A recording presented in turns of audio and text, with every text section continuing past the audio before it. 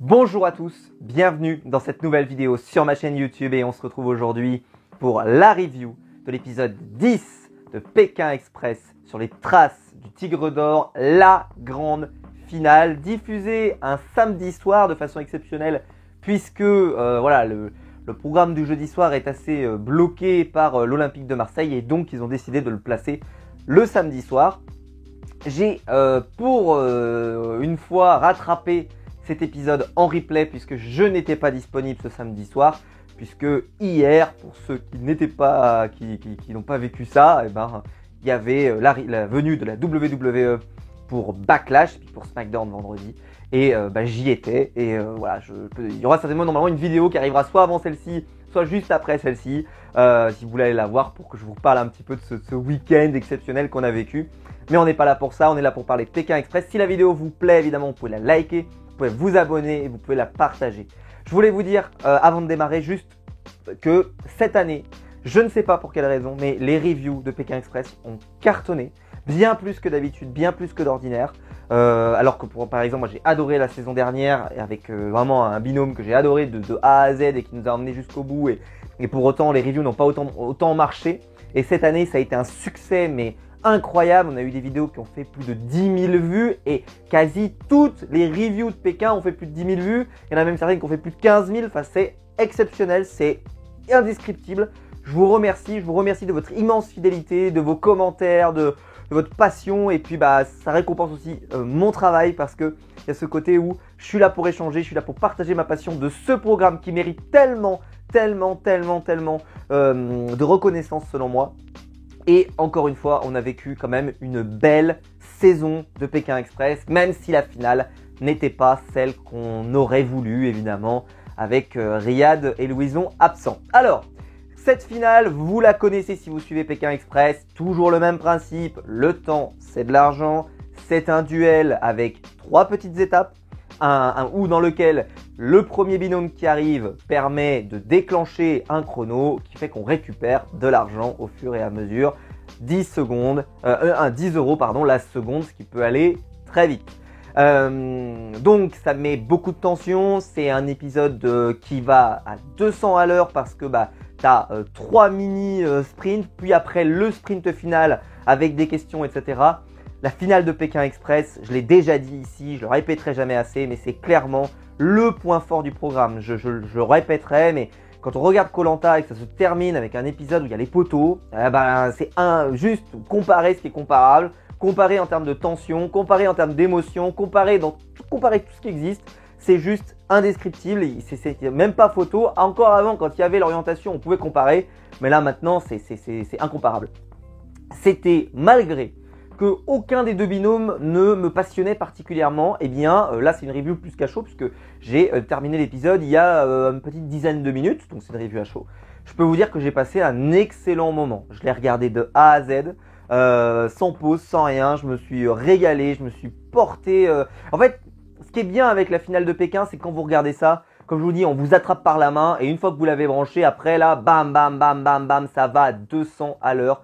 Ça ne s'arrête pas, c'est presque étouffant un peu d'une certaine manière, mais qu'est-ce que c'est bien fait, qu'est-ce que c'est bien foutu. Franchement, super.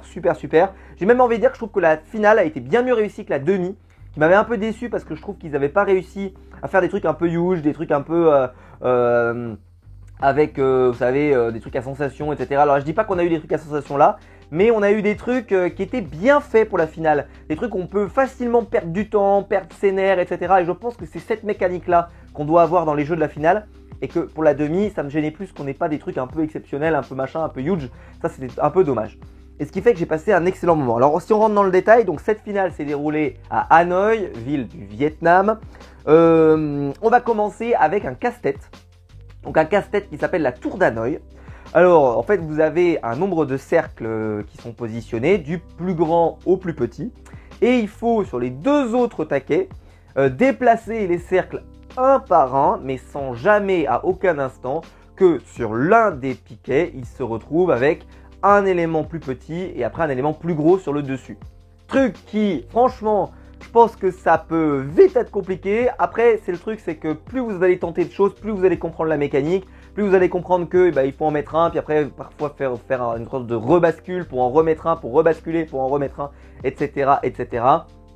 Mais globalement, ce fut vraiment super sympa à voir.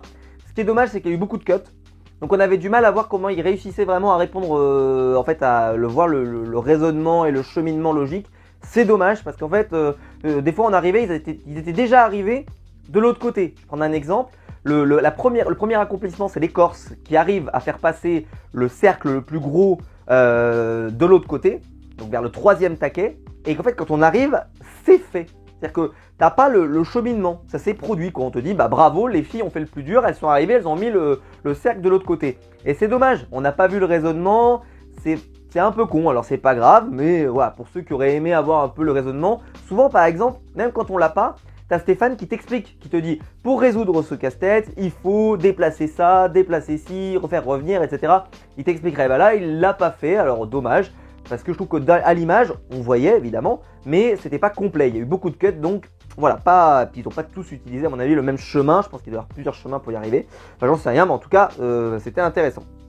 Alors, Patricia et Jessica, elles avaient déjà montré justement donc les Corses des grandes qualités dans tout ce qui est les raisonnements d'énigmes, de casse-tête, etc.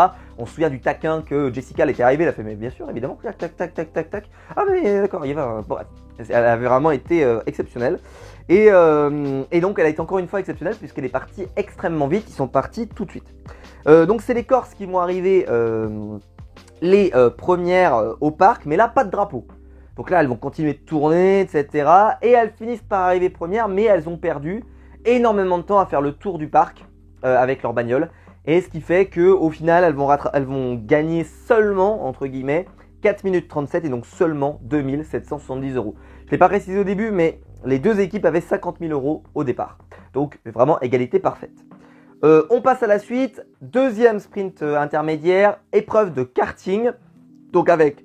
D'ailleurs, ça m'a fait rire parce que dans le montage, ils aiment bien dans Pékin, si vous faites attention, si vous êtes passionné de pop culture et de cinéma, ils vous mettent des musiques d'Avengers, des musiques de, je sais pas moi, des grandes œuvres, etc. Et là, par exemple, pour le démarrage du kart, si vous avez regardé, c'était la musique de Mario Kart, la musique iconique de Mario Kart. Voilà, vraiment, il s'éclate. Hein. Ça, c'est voilà. Mais la musique d'Avengers, ça fait toujours kiffer quand tu la vois, quand il y a un moment un peu épique comme ça. C'est plutôt cool.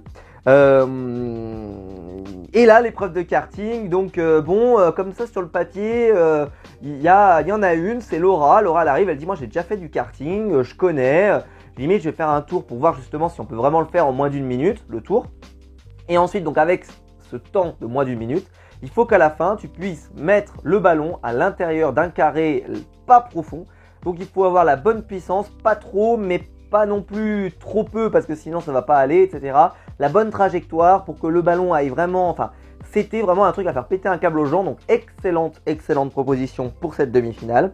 Et le moment qui était vraiment fun, c'est Patricia qui fait son premier tour et qui va très doucement. Mais quand on dit très doucement, c'est vraiment doucement. Elle roule tranquillement, la mère de famille, on respecte. On respecte les mères de famille de notre pays, bravo, félicitations. Parce que vraiment c'était formidable, elles étaient là, la sécurité avant tout, on répète jamais assez, la sécurité avant tout. Et donc elle roule tranquille, mais tranquille. Elle est là, avec son petit truc, achat. Et donc là, bah Romain, surtout Romain, il était mort de rire, Laura était mort de rire, mais...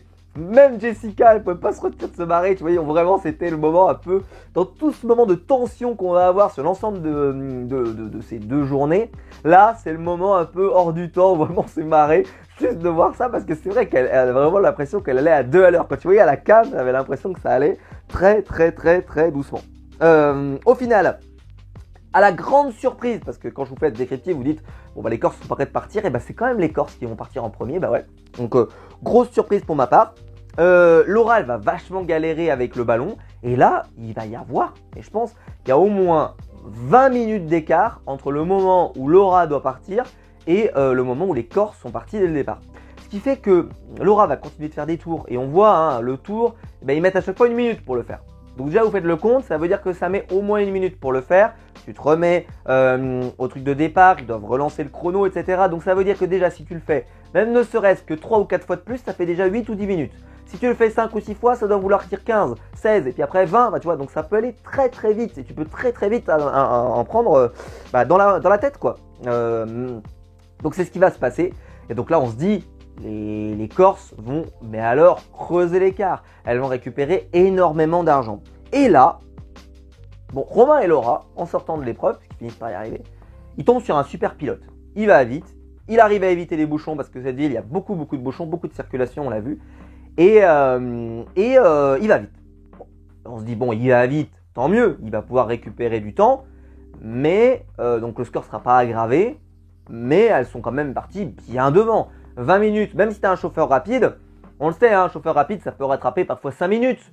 Peut-être 10, mais 20, ça paraît été beaucoup. Et puis même plus, parce que moi je dis 20, mais peut-être qu'il y avait bien plus d'écart. Mais bon, j'en sais rien.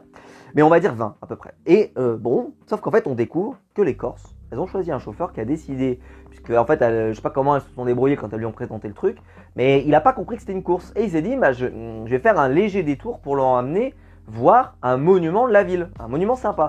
Sauf que en fait, elles veulent aller directement au monument qu'elles ont demandé, puisque chaque seconde coûte de l'argent, etc. Et le mec n'a pas compris, donc ça partait sur le principe d'une bonne intention, mais est-ce que c'est que les Corses, se sentant, comment dire, vu qu'elles sont parties premières, elles ont dû se dire, on est devant. Et peut-être que si elles avaient été deuxièmes, tu vois, elles seraient arrivées hyper stressées. Vite, vite, vite, it's a race, it's a final, we have to win, we have to win, we have to win. Come on, my friend, come on, go to the third, the fourth, the five, etc. Oui, j'ai un excellent niveau d'anglais, je sais, la France me l'envie. N'oubliez pas, le franglais vaincra. Le franglais vaincra, c'est comme ça, c'est officiel, c'est comme ça. Bref, donc bon, et là, et donc peut-être qu'elles sont arrivées, tu vois, elles étaient contentes évidemment d'avoir un chauffeur, mais peut-être qu'elles ont moins eu ce côté-là, parce qu'elles étaient moins à cran, parce qu'elles sont parties en avance, et ce qui fait que ça a peut-être moins installé cette ambiance-là, et donc il s'est permis de se dire, bon bah ça veut dire que j'ai quand même 2 minutes pour les emmener voir ce truc-là. Bon, je sais pas, mais sauf que c'est pas 2 minutes qui lui ont fait perdre, c'est pas 5 minutes, c'est pas un petit détour de 4 minutes, c'est parce qu'avec la circulation, ça a été une perte de 40 minutes. Alors, certes, elles avaient 20 minutes d'avance, sauf que les 20 minutes d'avance ont finalement été dévorées, et ce qui fait que elles vont arriver avec plus de 10 000 € de perdus. Donc vraiment elles ont dû perdre au moins, je dirais, entre 30 et 40 minutes. Enfin, elles disaient, mais parce qu'en plus on voyait à un moment qu'elles étaient avec leur véhicule et qu'elles étaient coincées, qu'il n'y avait aucune circulation, etc. Donc tout de suite, bah, vous avez votre cagnotte qui descend. Et quand la balise elle sonne, on voit qu'elles sont surprises. Elles font, quoi? Genre parce qu'on était première, machin, et la balise elle sonne. Et en plus elle sonne, et elle sonne depuis longtemps. Et là, tu te dis, waouh, ça veut dire vraiment, là, on perd, et donc elles vont perdre 10 000 €. Et là, ça fait mal. Bon. Donc, c'est bien Romain et Laura qui finissent premiers, hein, je ne l'ai pas précisé. Donc, ensuite, on arrête là pour aujourd'hui. On reprendra demain. La nuit à l'hôtel. Bon, quelques petits flashbacks pour nous montrer un peu la nuit chez l'habitant. Pas non plus énormément, voilà. On sent qu'ils ont voulu gagner en dynamisme parce qu'on a eu parfois beaucoup de flashbacks, Des fois, ils en abusent. Là, je trouve que c'était digeste par rapport à d'autres saisons. Et on repart donc le lendemain matin. L'épreuve avec donc une palanche. Alors c'est un plateau que vous mettez en équilibre sur un morceau de bois et que vous portez. Bah alors là vous portez comme vous pouvez. Et ils avaient posé de la poterie dessus. Ce qui fait qu'il fallait faire un parcours. Ils ont appelé ça le parcours du combattant. Alors c'est pas un parcours du combattant, c'est plutôt un parcours d'équilibre quoi. Et ça c'est un truc qui peut te faire pâter des câbles ça. Hein. Ça tu peux vraiment y rester 15 jours. Parce que si tu n'y arrives jamais. C'est comme le truc des dominos à l'époque qui avait fait péter les câbles aux Corses. Ça, c'est le genre de truc, tu peux péter des durites de ton cerveau. Tu sais, là-dedans, il y a des trucs, tu vois, ça peut rentrer, t'as de l'énergie, de l'électricité de neurones qui peut aller taper dans un coin du cerveau que tu n'avais jamais vu et boum, tu vois, ça tape et ça tape fort. Hein, je peux vous le dire. Et bon, peu importe. Et le moment, alors au début ça va, ils ont un petit parcours un peu sinueux, enfin globalement ça va, ils arrivent à peu près à se débrouiller. Et là, ils arrivent devant un tuk-tuk, donc genre un tuk-tuk, donc c'est une sorte de scooter, vous voyez, mais en plus avec le truc sur le dessus, quoi, donc pour protéger du soleil, etc., etc. Et ils doivent passer à l'intérieur. Et ils ont un truc là, avec les plateaux, qui peut bouger vraiment, mais alors là, je te dis pas, et il faut passer dans le tuk-tuk. Mais là, tous, Romain et Laura, quand ils arrivent, ils font...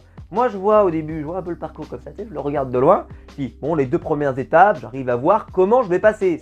C'est une question plutôt d'adresse, etc. Mais ok, mais là, je n'ai pas la réponse. Je ne sais pas comment je vais passer à cet endroit-là. Donc au début, il leur a mis 14 tasses. Au final, ils vont devoir réduire à 10 parce qu'ils n'y arrivaient pas. Ils n'arrêtaient pas de les faire tomber après plus de 45 minutes d'épreuve. Je vous dis pas, hein. Vous tombez sur des gens un poil qui pètent des câbles. Là, il faut vraiment avoir un self-control.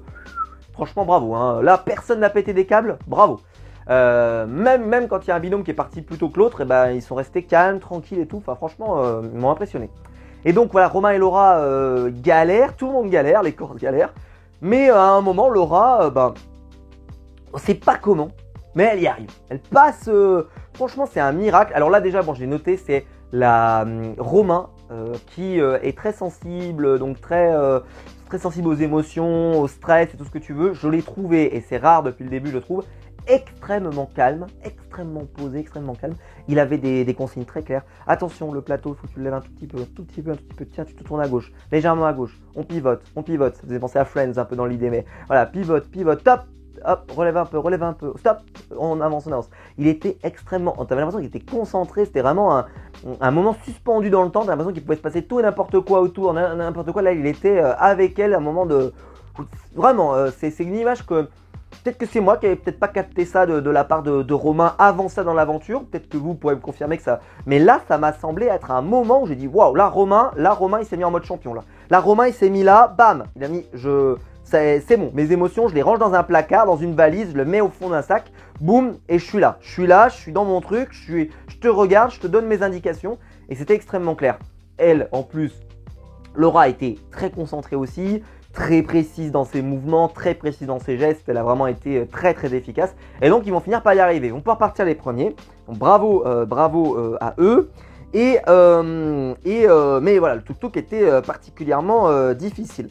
Les Corses vont finir par partir et là, c'est le stop qui va mal se passer parce qu'elles vont pas perdre tant de temps que ça, elles vont en perdre un peu mais pas tant non plus. C'est vraiment le stop, elles se prennent les bouchons les plus infernales du truc, quoi. C'est vraiment l'horreur.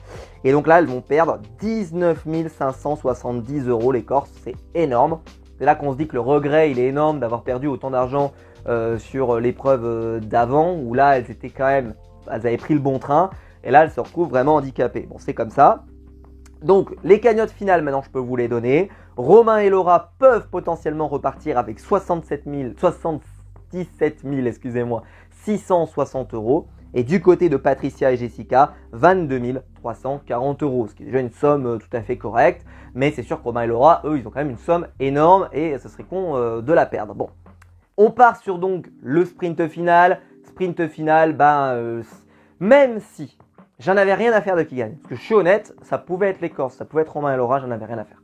Je suis honnête, voilà, j'en avais rien à faire. J'étais pas sous pression par exemple. Contrairement à l'année dernière où j'étais mais en transe, là non. Là franchement j'ai vécu cette finale comme un téléspectateur qui n'est pas engagé, c'est pas grave. Mais malgré que j'étais pas engagé, et croyez-moi c'est quand même venu me chercher. Parce que la tension était tellement palpable, tu vois, on la sentait à travers l'écran.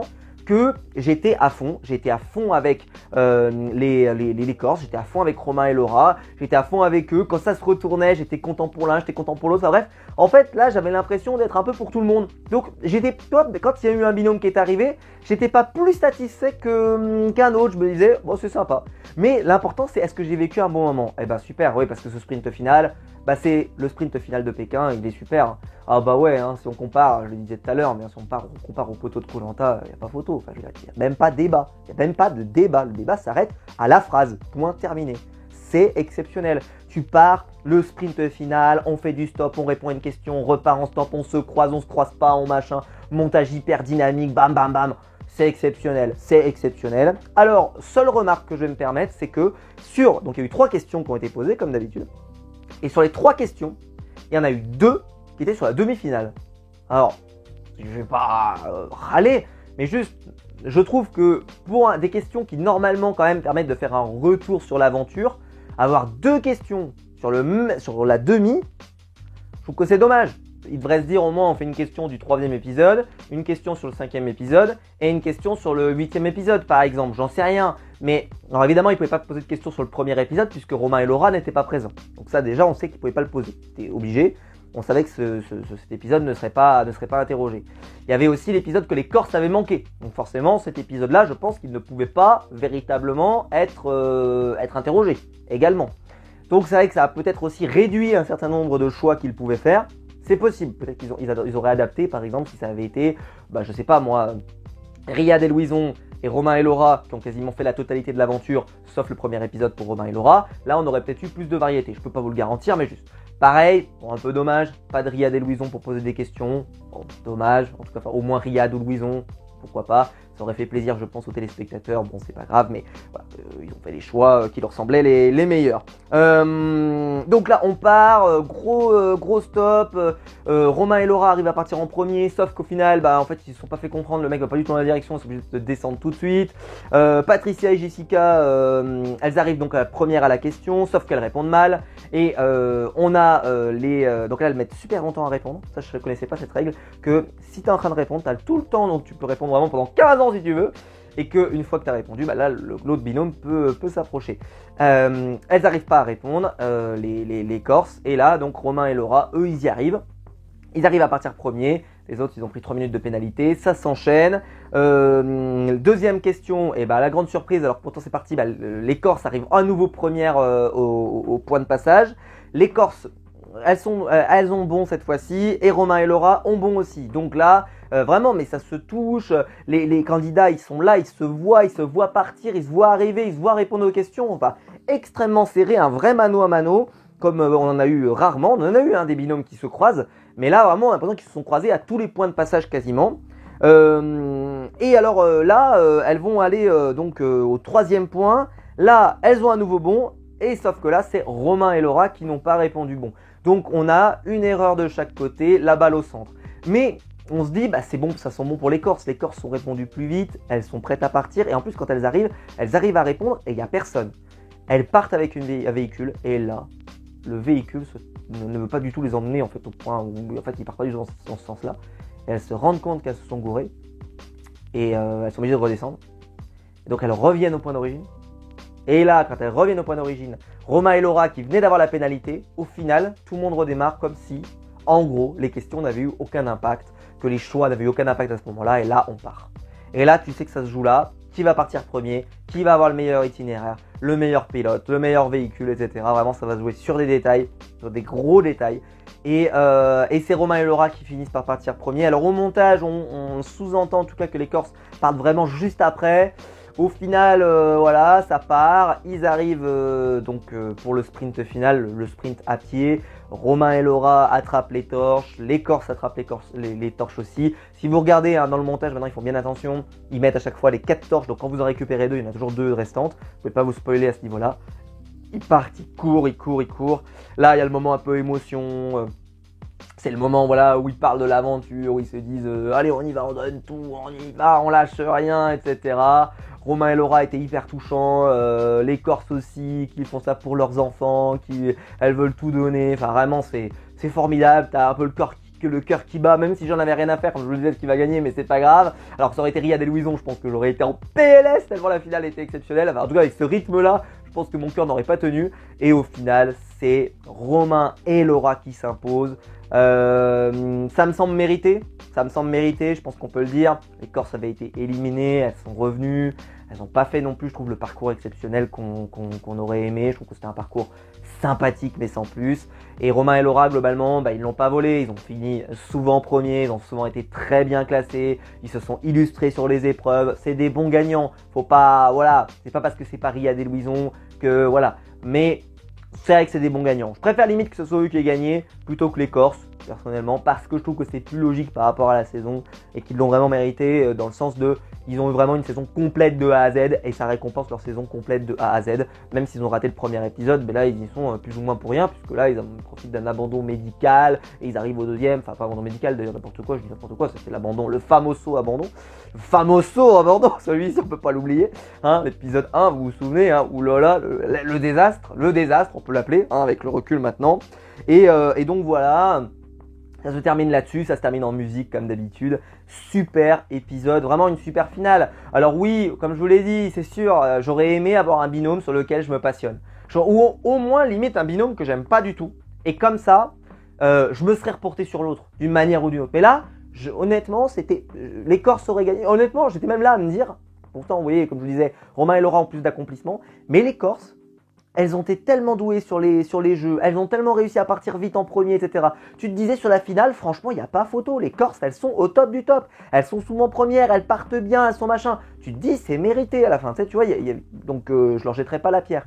Donc j'ai réussi à m'y faire. Et puis, bah voilà, mais c'est sûr que j'aurais aimé avoir un binôme vraiment de mon cœur pour pouvoir les soutenir jusqu'au bout. Mais le rythme, les épreuves bien choisies, des trucs un peu qui font péter des câbles, des trucs. On a même réussi à rire un petit peu sur cette finale et ça c'était pas mal. Donc bref, vraiment un super épisode de Pékin Express, une super conclusion. Enfin vraiment, et je trouvais que la saison a été très bonne. Alors oui, Riyad et Louison on fait vraiment pour moi le spectacle dans cette saison, mais ils ont resté quand même jusqu'à tard. Et donc il n'y a eu que la demi et la finale. Alors elle s'est un peu éternisée parce qu'au final avec les matchs de l'OM on a eu un peu du temps, mais globalement on a passé, je trouve, un excellent moment avec cette saison, et elle a été très bonne. Enfin, en tout cas moi je me suis régalé à en parler sur YouTube. On a déjà eu donc le teaser pour information. Donc cet été arrive donc le All Star dont j'ai déjà parlé sur la chaîne dans un live que j'avais fait avant un épisode de Koh-Lanta. Donc vous avez vu donc le casting, et on a vu donc la saison va s'appeler l'épopée des Maharajas. Donc on peut supposer un grand passage en Inde, qui est un immense pays. Et puis voilà, donc je pense qu'on va kiffer, ce sera cet été. Donc évidemment, n'hésitez pas à vous abonner, hein, si vous tombez sur cette chaîne, ou vous êtes tombé sur cette chaîne parce que le moteur de recherche YouTube vous a proposé ma vidéo, n'hésitez pas à vous abonner. N'hésitez pas à vous abonner pour ne pas rater peut-être les reviews cet été de cette nouvelle saison de Pékin Express, puisque je serai évidemment au rendez-vous. J'espère que la vidéo vous aura plu. Si c'est le cas, vous pouvez la liker, vous pouvez vous abonner, vous pouvez la partager sur les réseaux sociaux. Il y a le bouton rejoindre juste en dessous ici pour devenir un membre soutien, et je vous en remercie. Et quant à nous, on se retrouve très vite pour des nouvelles vidéos sur ma chaîne YouTube. Ciao!